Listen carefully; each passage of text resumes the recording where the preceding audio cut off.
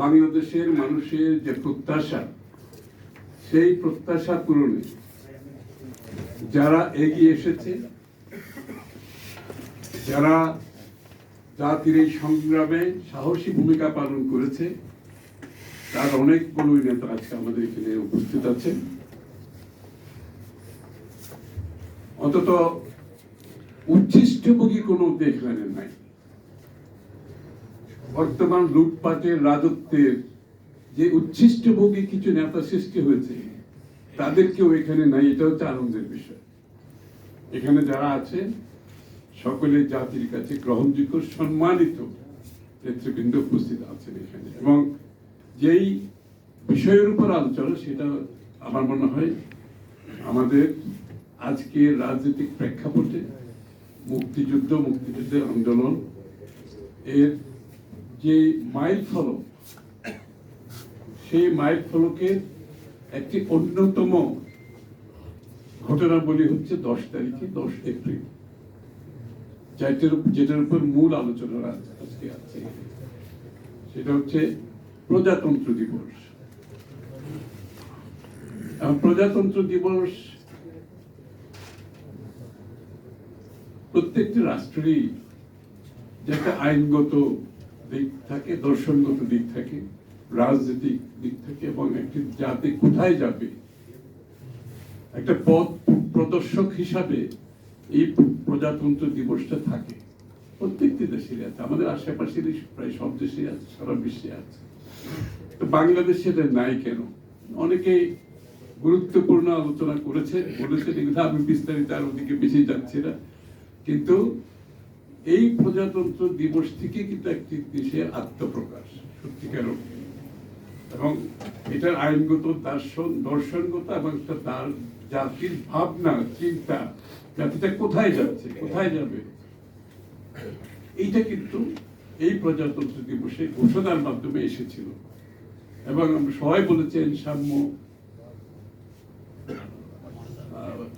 ন্যায় বিচার, মানবিক মর্যাদা, এই তিনটি বিষয় ছিল একেবারে কেন্দ্রীয় বিন্দু। সেই দার্শনিক সেই ঘোষণার মধ্যে সেটা ছিল আলোচনার, সেই ঘোষণার কেন্দ্রীয় বিন্দু ছিল এই তিনটা বিষয়। এবং অনেকে বলেছেন, আশ্চর্য হলেও সত্য, যেটা আমাদের সংবিধানে এটা সন্নিবেশিত করা হয়নি, তাই না? এটা কিন্তু আশ্চর্য বিষয়। সেই ঘোষণাপত্রের মাধ্যমে একটা দেশের আত্মপ্রকাশ ঘটেছে, প্রজাতন্ত্রের শুরু হয়েছে, সেইটি বাংলাদেশের সংবিধানে নাই। তারপরে সেটার থেকে আমরা বুঝতে পারছি আসলে আমরা কোথায় দাঁড়িয়ে আছি। আমাদের সবচেয়ে বড় সমস্যা আমি যেটা মনে করি, বাংলাদেশের আপনি স্বাধীনতার ইতিহাস বলেন, আমাদের রাজনীতিক যে প্রোগ্রেসিভলি আমাদের রাজনীতিটা আছে যেখানে সেইখানে দাঁড়িয়েছে, এখানে রাজনীতিবিদরা ইতিহাসবিদ হয়ে গেছে। আমাদের রাজনীতিবিদরা ইতিহাসবিদ হয়ে গেছে। আপনি মুক্তিযুদ্ধের এই আলোচনার মধ্যে এবং ইতিহাসবিদ হওয়ার মধ্যে আবার যারা ক্ষমতায় আছে, তারা আবার সবচেয়ে বড় ইতিহাসবিদ, এবং তাদের ইতিহাসটা আবার প্রমাণ করার জন্য রাষ্ট্রের সব যন্ত্রকে ব্যবস্থা আছে, এমনকি বিচার বিভাগকেও তারা ব্যবহার করা হচ্ছে। মানে তাদের ইতিহাসটাকে কনফার্ম করার জন্য মনে হয় তারা যা বলছে যে যথেষ্ট না, এটার জন্য আবার রাষ্ট্রযন্ত্রকে বিভিন্নভাবে তারা ব্যবহার করছে। বিচার বিভাগের কাঁধের উপর দিয়ে তারা এই ইতিহাসকে তাদের বাস্তবায়ন করছে। সমস্যা হলো, রাজনীতিবিদ যখন ইতিহাসবিদ হয়ে যায়, সেটা তো আর ইতিহাস থাকে না, সেটা হয় প্রপাগান্ডা। সেটা ইতিহাস হয় না, সেটা প্রপাগান্ডা। এবং সেই ইতিহাস, সেই প্রপাগান্ডাকে আপনার ইতিহাসে পরিণত করার জন্য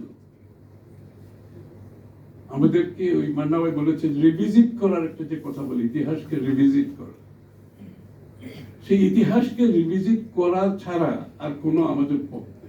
এবং ইতিহাস কিন্তু রিভিজিট হবে, রাজনীতিবিদরা চাক আর না চাক, প্রত্যেকটি দেশের ইতিহাস রিভিজিট হতে পারত, কারণ তখনই ইতিহাসবিদরা সিনে আসে, তখনই সত্যিকার রিসার্চ, গবেষণা, মুখে কথা এবং ইতিহাস রচনার পিছনে যে ক্রাইটেরিয়াগুলো কাজ করে সেগুলো আসতে পারত।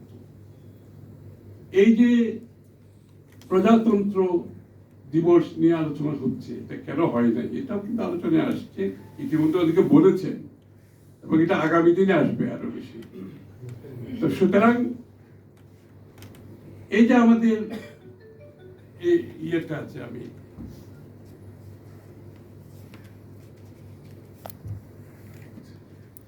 আপনি তো কোনো মাইল ফলককে বাদ দিতে পারবেন না এখান থেকে। হ্যাঁ, এখান থেকে আপনি যদি এখন চট্টগ্রামে যান, মানে মাইল ফলক বলতে যেটা আপনি মাইল ফলক যদি বাদ দেন, আপনি তো পথভ্রষ্ট হয়ে যাবেন।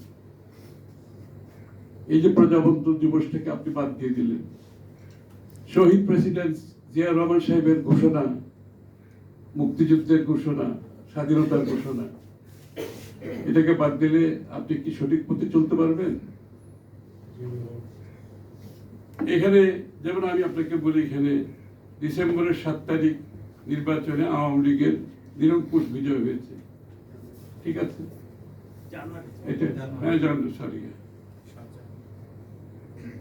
7 জানুয়ারি, হ্যাঁ, নির্বাচন হয়েছে। 2 তারিখ মার্চে রব্বাইয়ের নেতৃত্বে ঢাকা বিশ্ববিদ্যালয়ের, সেটার সাথে ডিসেম্বরে ছিল, 71 2 মার্চ রব্বাইয়ের স্বাধীনতার পতাকা উত্তোলন, এটা একটা মাইল ফলক।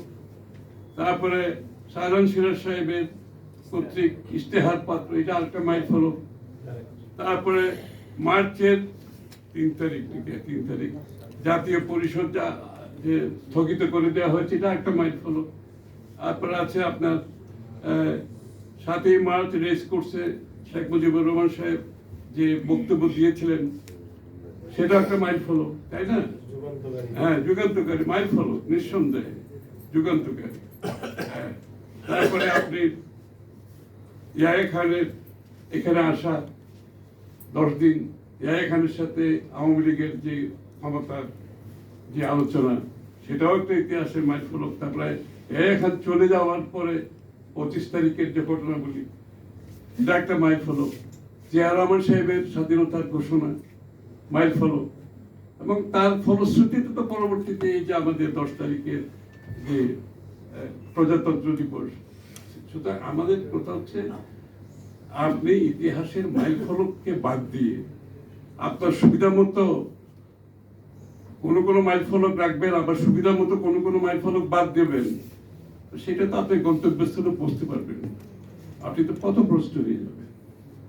এই জন্য ইতিহাসের মাইল ফলককে আপনাকে সম্মান করতে হবে। শুধু মাইল ফলক না, ঘটনার সাথে জড়িত, এই ঘটনার সাথে জড়িত যারা, তাদের প্রতি সঠিক সম্মান প্রদর্শন করতে হবে, এবং এই ঘটনাগুলোকে ইতিহাসের পাতায় সঠিক জায়গায় স্থান দিতে হবে। এটা তো বাদ দেওয়ার কোনো সুযোগ নাই এখানে। সুতরাং আমি মনে করি যে আজকের আলোচনার যে বিষয়টা, আমাদের গুরুত্ব সহকারে প্রজাতন্ত্র দিবসের বিষয়টি আমাদের ধারণ করতে হবে, বুঝতে হবে, এবং এই ইতিহাসের মাইল ফলকে প্রত্যেকটি ব্যক্তিকে আমাদের তার সঠিক ঐতিহাসিক জায়গায় স্থান করে দিতে হবে। যেমন আপনি যদি আমেরিকার স্বাধীনতার কথা আপনি চিন্তা করেন, ওখানে হচ্ছে ফাউন্ডিং ফাদার্স বলে একটা বিষয় আছে। ফাউন্ডিং ফাদার্স অর্থাৎ এই যে ইতিহাসের মাইল ফলকের মধ্যে যাদের যে অবদান, আপনি যদি তাদেরকে সবাইকে স্বীকৃতি দেন, আজকে তো মুক্তিযুদ্ধ নিয়ে কোনো বিভেদ থাকার কোনো কারণ নেই, তাই না? সবাইকে দেন। ফাউন্ডিং ফাদার্স বলে একটা কথা আছে, এটা তো আমরা চিন্তা করতে পারি বাংলাদেশে, অবশ্যই পারি না? যাদের ভূমিকা যেভাবে আছে, তারা তো ফাউন্ডিং ফাদার্স এর জায়গায় তো যেতে পারে, তাহলে তো আমাদের কোনো সমস্যা থাকে না। আর ইতিহাসকে যদি আপনি রাজনৈতিক অস্ত্র হিসেবে ব্যবহার করতে চান, আপনি যদি মুক্তিযুদ্ধকে এটাকে মূলধন হিসাবে ব্যবহার করে রাজনৈতিক ফায়দা তুলতে চান, তাহলে তো সঠিক জায়গায় আপনি সঠিক ইতিহাসও পাবেন না, এবং মুক্তিযুদ্ধের যে আমাদের যে চেতনার জায়গা, যে আকাঙ্ক্ষার জায়গা, যেটা আমাদের ফাউন্ডেশনের জায়গা, তাহলে সেটা তো আমাদের কাছে কারো কাছে এটাকে একটা বিভ্রান্তির মধ্যে রাখার কোনো সুযোগ নেই আমাদের। আপনি চিন্তা করেন, যেদিন এই 10ই এপ্রিল প্রজাতন্ত্র যেদিন আত্মপ্রকাশ করেছে বাংলাদেশ, সেদিন কিভাবে হয়েছিল? সেটা একটি নির্বাচিত জনপ্রতিনিধিরা কিন্তু সেটা ঘোষণা করেছিল। যেটা শুধুমাত্র যে কোনো কয়জন নেতা হয়ে দাঁড়িয়েছিল তা না, ওরা কিন্তু নির্বাচিত সবাই, তারা জনগণের ম্যান্ডেট নিয়েছে। কিন্তু একটি নির্বাচিত জনপ্রতিনিধিরা মিলে এই সিদ্ধান্তে এসে সেদিন ঘোষণাটা এসেছিল সেদিন। কিন্তু দুর্ভাগ্যের বিষয় যে আইরনি হচ্ছে, আজকে 52-53 বছর পরে আজকে এই দেশে, যেই দেশ সেই দিন প্রজাতন্ত্রের ঘোষণা দিয়েছিল, প্রজাতন্ত্রের ঘোষণার মাধ্যমে যে দেশের আত্মপ্রকাশ ঘটেছিল, আজকে 52-53 বছর পরে সেই দেশে একটি অবৈধ সরকার ক্ষমতা দখল করে বসে আছে। আপনি কন্ট্রাস্টে দেখেন, 52 বছর পরে সেখানে একটি অবৈধ দখলদার সরকার বসে আছে। এর থেকে আইরনি, এর থেকে দুর্ভাগ্য কোনো দেশের হতে পারে না।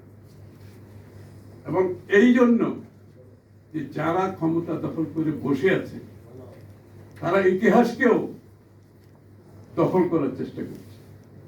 কিভাবে দেশ দখল করেছে, যেখানে জনগণের ভোট দখল করেছে, অর্থনীতি দখল করেছে, আজকে ইতিহাস দখল করার পায়তারা করছে তারা। কারণ তাদের যেটাকে মূলধন হিসেবে তারা ব্যবহার করতে চায়, এটা দেশের যে মানুষের হৃদয়ের একটা জায়গা, সম্মানের একটা জায়গা, সেখানে তারা আজকে সেটাকে মূলধন করতে চাচ্ছে। কারণ এইভাবে অবৈধভাবে ক্ষমতা দখল করতে গেলে তারা জনগণের রাজনৈতিক, সাংবিধানিক, গণতান্ত্রিক অধিকার শুধু কেড়ে নেয় না, প্রত্যেকটি পদে পদে বাংলাদেশের মানুষের প্রত্যেক কিছু তাদেরকে কেড়ে নিতে হবে। এখানে কেউ বাদ পড়বে না। এই যে বলবে, অনেকে বলেছে বক্তব্যে যে বাংলাদেশের মুক্তিযোদ্ধাদের অপমান করা হচ্ছে, বাংলাদেশের সম্মানী মানুষদের অপমান করা হচ্ছে, যে সাম্য, সামাজিক ন্যায় বিচার এবং মানবিক মর্যাদা, এই তিনটা বিষয় যেখানে সম্পূর্ণভাবে অনুপস্থিত, যেটার ভিত্তিতে বাংলাদেশের যে প্রজাতন্ত্র দিবসের ঘোষণা এসেছিল, আত্মপ্রকাশ ঘটেছিল, তিনটাই বাংলাদেশে আজকে অনুপস্থিত। এবং শুধু তো তাই না, মানুষের জীবনের নিরাপত্তা বলতে এখন বাংলাদেশে আর কিছু নাই। এটা আম্বিয়া ভাই বলতেছিল যে ভয়ের কিছু নাই। আসলে তো ভয়ের কিছু থাকার কারণ নেই। একটি স্বাধীন দেশে, স্বাধীন সার্বভৌম দেশে আপনি কেন ভয় পাবেন? আপনি নাগরিক হিসেবে ভয় পাওয়ার তো কিছু নাই, কারণ আপনি তো দেশের মালিক। দেশের মালিক কি ভয় পেতে পারে? কিন্তু আজকে তো বাংলাদেশের সেই অবস্থায় বাংলাদেশ নাই। এবং যারা ক্ষমতায় আছে, তাদের বেঁচে থাকার, টিকে থাকার, ক্ষমতায় যাওয়ার, ক্ষমতা দখল করার, অব্যাহতভাবে থাকার একমাত্র অস্ত্র হচ্ছে ভয়ভীতির পরিবেশ সৃষ্টি করা। এবং একমাত্র অস্ত্র হচ্ছে রাষ্ট্রীয় সমস্ত ক্ষমতা নিয়ন্ত্রণে এনে, নির্বাচন ব্যবস্থাকে নিয়ন্ত্রণে এনে অব্যাহতভাবে ক্ষমতায় থাকা। 7 তারিখের নির্বাচনে বাংলাদেশের 95% মানুষ ভোট কেন্দ্রে যায় নাই। অর্থাৎ তারা এই নির্বাচন ব্যবস্থাকে, এই রেজিমকে প্রত্যাখ্যান করেছে। 95% মানুষ যে বিরোধী দলের ডাকে তারা যায়নি।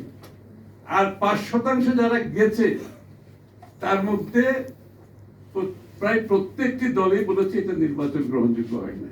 ওই 5%-এর ভিতরে বলছি আমি, ওরাও বলছে হয় না। দামি ক্যান্ডিডেট বলছে, সেও বলছে নির্বাচন হয়নি। আর আওয়ামী লীগ ক্যান্ডিডেট যে পরাজিত হয়েছে নমিনেশন, মনোনয়ন পেয়ে, সেও বলছে হয় নাই। তাইলে একমাত্র প্রধানমন্ত্রী আর কয়েকজন মন্ত্রীর বক্তব্যের মাধ্যমে নির্বাচনকে বৈধতা দেওয়ার চেষ্টা করছে। ওই 5%-এর মধ্যে কিন্তু বৈধতা নিয়ে প্রশ্ন আছে। এবং আজকে আবার উপজেলা নির্বাচন করতে যাচ্ছে। এবার চিন্তা করছে যে বাংলাদেশের মানুষ বোধহয় নৌকাকে ভয় পায়, নৌকার কথা শুনলে বোধহয় ভোট কেন্দ্রে যাবে না, এবার নৌকা বাদ দিয়ে দিচ্ছে। মানে তাদের নৌকা নিয়ে জনগণের কাছে এখন আর যাওয়ারও সাহস নেই, নৌকাকে কিন্তু এখন বাদ দিয়ে দিচ্ছে। অথচ তারাই কিন্তু আইন করছে এই স্থানীয় সরকার নির্বাচনে নৌকা দিয়ে, অর্থাৎ দলীয় মার্কা দিয়ে ভোট করার জন্য। আইনটা কিন্তু বাতিল করে নেই, মাথায় রেখে, আইন কিন্তু বাতিল হয় না, আইন আছে। এই আইন রেখে কিন্তু তারা আবার নৌকা নিয়ে জনগণের কাছে যাচ্ছে না, কারণ ওরা দেখছে বাংলাদেশের জনগণ নৌকা যেখানে আছে তারা সেখানে নাই। তারা বয়কট করেছে, তারা নৌকাকে ডুবিয়ে দিয়ে এখন জনগণকে বিভ্রান্তি করতে চাচ্ছে। এখন তার নৌকা নেই, আপনারা আসতে পারেন, আমরা তো নৌকা বাদ দিয়ে দিয়েছি, এখন আপনারা আসতে পারেন। আরেকটি নির্বাচন করতে যাচ্ছে, ভাওতাবাজির নির্বাচন। আরে নৌকা তো বাদ গেল বুঝলাম, আর ভোট চুরির প্রকল্প তো সম্পূর্ণভাবে রয়ে গেছে। ভোট চুরির প্রকল্প বহাল তবিয়তে আছে, এবং এই ভোট চুরির প্রকল্পই তো তাদের ক্ষমতার উৎস। এই ভোট চুরির প্রকল্প তাদের ক্ষমতায় রাখার ব্যবস্থা করেছে। তো সেই ব্যবস্থার কোনো পরিবর্তন হয় নাই। সাংবাদিকরা বারবার জিজ্ঞেস করে আপনারা নির্বাচনে যাবেন না কেন, যাবেন না কেন, যাবেন না কেন? আর এটার উত্তর দেওয়ার কোনো প্রয়োজন আছে? এটা তো বাংলাদেশের মানুষ 7 তারিখে জবাব দিয়েছে। 95% মানুষ ভোট কেন্দ্রে যায় নাই, 5% যারা গেছে তাদের মধ্যে আবার প্রায় সবাই বলছে ভোট হয় নাই। দেশে বিদেশে সব জায়গায় দিনের আলোর মতো পরিষ্কার হয়ে গেছে। আবার ভোট, যে দেশে কোনো ভোট নাই, যেখানে কোনো নির্বাচন নাই, সেখানে নির্বাচনে যাওয়া না যাওয়ার আলোচনা কিভাবে আসে আমার মাথায় ঢুকে না। এই আলোচনাই বা আসে কি করে? আমাদের কিছু কিছু বুদ্ধিজীবী আছে বলেছে নির্বাচনে অংশগ্রহণ না করলে তো তাহলে তো মানুষ ভোট দিতে পারবে না। আপনি চিন্তা করেন, এখনো কিছু লোক আছে যাদের মতিভ্রম, হ্যাঁ, উচ্ছিষ্টভোগী, সুবিধাভোগী, দেশের মানুষকে তারা বিক্রি করে ক্ষমতায় দেওয়ার চেষ্টা করছে। সুতরাং যেই দেশে কোনো ভোট নাই, সেই দেশে ভোট কেন্দ্রে যাওয়ার, ভোটে অংশগ্রহণ করার কোনো সুযোগ নাই। যেখানে কোনো কন্টেস্টেন্ট নাই, যেখানে কোনো পার্টিসিপেশন নাই, সেখানে আবার কিসের ভোট? সুতরাং এই যে উপজেলা আরেকটা বাংলাদেশের মানুষকে একটা কি বলবো ইয়ের দিকে নিয়ে যাচ্ছে, একটা ধাপ্পাবাজির দিকে নিয়ে যাচ্ছে ভোটের নামে। প্রহসন বললে খুব কম হয়, যে না প্রহসন শব্দটা ব্যবহার করতে ইচ্ছা হচ্ছে। যেখানে ভোটেই নেই সেখানে প্রহসন হবে কোথেকে? ভোট হলেও না প্রহসন হইতে পারে। ভোট বলে কিছু নাই যেখানে। একটা প্রকল্পের মাধ্যমে সমস্ত জাতিকে আজকে ইয়ে করে রেখেছে, কি বলে, জিম্মি করে রেখেছে। আমাদের ঐক্য অটুট আছে, বিএনপির ঐক্য অটুট আছে। ভাঙার চেষ্টা কোনো কিছু বাকি নাই। টাকা পয়সা থেকে, ভয়ভীতি থেকে, মানে জেল জুলুম থেকে, নিপীড়ন নির্যাতন থেকে সব চেষ্টা করা হয়েছে। বিরোধী দলের নেতা কর্মীরা রাস্তায় ধান খেতে ঘুমিয়েছে, বেরিবাদে ঘুমিয়েছে, কিন্তু কম্প্রোমাইজ করেনি। বিরোধী দলের নেতারা কেউ কম্প্রোমাইজ করেনি। আমাদের 31 দফা যেটা আমরা ঐক্যবদ্ধভাবে দিয়েছি, এটা কিন্তু মুক্তিযুদ্ধের চলমান আন্দোলনের ফসল হিসেবে এটা একটা আউটকাম। কিন্তু আমাদের যে 31 দফা আমরা সবাই মিলে দিয়েছি, অর্থাৎ মুক্তিযুদ্ধের এই যে সাম্য, মানবিক মর্যাদা, ন্যায় বিচার, এটার প্রতিফলন ঘটিয়ে আমরা সবাই মিলে, অনেকে বলেছে মিনিমাম কিছু জায়গায় আমরা ঐক্যবদ্ধ হওয়া দরকার, এই জায়গায় আমরা ঐক্যবদ্ধ হয়েছি। কিন্তু ঐক্যবদ্ধ হয়ে কিন্তু আমরা 31 পয়েন্টে আমরা দিয়েছি, জাতির সামনে তুলে ধরেছি। এটা কিন্তু মুক্তিযুদ্ধের চেতনা, মুক্তিযুদ্ধের আকাঙ্ক্ষা প্রতিফলন ঘটেছে এই 31 দফার মাধ্যমে। 31 পয়েন্ট, দফা তো বলবো না, আমি তো 31 দফা বলতে পারি, ঠিক আছে। তো সুতরাং এটা হচ্ছে সুখবর। আমাদের অবস্থায় কোনো পরিবর্তন হয় নাই। অনেকে বলছে যে আন্দোলন আবার হবে নাকি, কবে শুরু হবে? আমি তো আন্দোলন থামলো কবে? আন্দোলন থামলো কবে? আন্দোলন চলমান আছে। এই আন্দোলন তো হালুয়া রুটির আন্দোলন ছিল না, এমপি মন্ত্রীর আন্দোলন ছিল না। এই আন্দোলন ছিল বাংলাদেশের মানুষের গণতান্ত্রিক অধিকার ফিরিয়ে আনার আন্দোলন, ভোটাধিকার ফিরিয়ে আনার আন্দোলন, মানবাধিকার ফিরে পাওয়ার আন্দোলন, বাক স্বাধীনতা ফিরে পাওয়ার আন্দোলন, গণমাধ্যমের স্বাধীনতা ফিরে পাওয়ার আন্দোলন, জীবনের নিরাপত্তা ফিরে পাওয়ার আন্দোলন, মুক্তবাজার অর্থনীতিতে সকল মানুষের সকল সমান অধিকার ফিরে পাওয়ার আন্দোলন। সুতরাং এই আন্দোলন চলমান আছে, চলমান থাকবে, এবং আমি নিশ্চিত বাংলাদেশের 95% মানুষ এই আন্দোলনের পক্ষে রায় দিয়েছে। আর আমরা ঐক্যবদ্ধ আছি, আমরা ঐক্যবদ্ধ আছি, সলিড রক ঐক্যবদ্ধ আছি আমরা সবাই। এই আন্দোলন তো ফেল হওয়ার কোনো সুযোগ নাই। জোর করে ক্ষমতা দখল এক জিনিস, বাংলাদেশের মানুষের কাছে আমরা রাজনৈতিকভাবে জয়ী হয়েছি, নৈতিকভাবে জয়ী হয়েছি, বাংলাদেশের মানুষও নৈতিকভাবে জয়ী হয়েছে। ক্ষমতা দখল প্রক্রিয়াতে অনেক কিছু আছে, কালকে তো ওই বার্ষাল্য দিয়ে তো অনেকে ক্ষমতা দখল করেন না, তো এটা আরেকটা প্রক্রিয়া আর কি। ওরা একটা প্রক্রিয়া দিয়ে ক্ষমতা দখল করেছে, কিন্তু রাজনৈতিকভাবে তারা পরাজিত হয়েছে। তো সুতরাং আজকে বাংলাদেশের মানুষের যে অর্থনৈতিক, বাংলাদেশের মুক্তিযুদ্ধের আরেকটা দিক ছিল কিন্তু অর্থনৈতিক মুক্তি, কিন্তু যে পশ্চিমারা আমাদেরকে লুটপাট করেছে, আমরা অর্থনৈতিকভাবে ক্ষতিগ্রস্ত হয়েছে, এই জন্য আরেকটা ছিল। আজকে স্বাধীনতার 52-53 বছর পরে ওই 22 পরিবারের জায়গায় বাংলাদেশে আর কিছু পরিবার সৃষ্টি হয়েছে। তারা সম্পদ পুঞ্জীভূত করছে, লুটপাট করছে, বিদেশে টাকা পাচার করছে, তার পরিশোধ করছে বাংলাদেশের মানুষের টাকা দিয়ে। তারা বিদ্যুতের ফিক্সড চার্জ দিয়ে টাকা লুটপাট করছে, বাংলাদেশের মানুষ উচ্চ বিদ্যুৎ মূল্য দিতে হচ্ছে। তারা গ্যাস লুটপাট করছে, গ্যাসের আমদানি করে বাংলাদেশের মানুষকে দিতে হচ্ছে, পানির মূল্য দিতে হচ্ছে। তারা সিন্ডিকেট করে লুটপাট করছে, বাংলাদেশের মানুষ উচ্চ মূল্য দিয়ে তাদের জীবনযাত্রার মান আজকে নিম্ন গতি। আজকে অনেক বেশি মানুষ দরিদ্র সীমার নিচে চলে যাচ্ছে। তারা ব্যাংক লুটপাট করছে, বাংলাদেশের ট্যাক্সের টাকায়, মানুষের টাকায়, সেটা তারা পূরণ করছে, বাংলাদেশের মানুষের টাকায় তারা ব্যাংক লুটপাট করছে। আবার ব্যাংকগুলো এখন মার্জার করছে, একীভূত করছে।